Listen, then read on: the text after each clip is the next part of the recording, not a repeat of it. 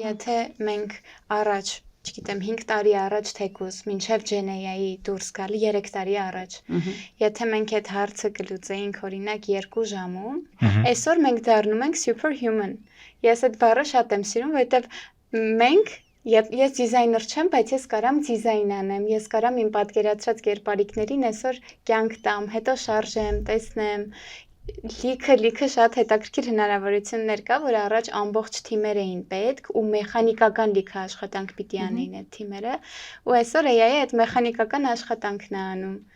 Այդ դրականի ֆոնին ես չեմ ուզում մենք բանանենք, AI-ի լիքը կարևոր դրականները կորցնենք, որովհետև էլի ցանկացած բան մարդը կարա անի, ու երբ որ դու գիտես մենակ ես ու այդ քո վրա է, դու հաստատ հետաքրքիր լուծումներ կմտածես։ Ուղղակի հիմա այդ լուծումները փոխվում են նոր մակարդակ, դու ավելի մեծ պատկերներ, մեծ ֆլոեր ես գցում ու դրանց համար ես հետաքրքիր լուծումներ մտածում։ Ոնց որ իմ պատկերացմամբ մարդկային մտածողությունը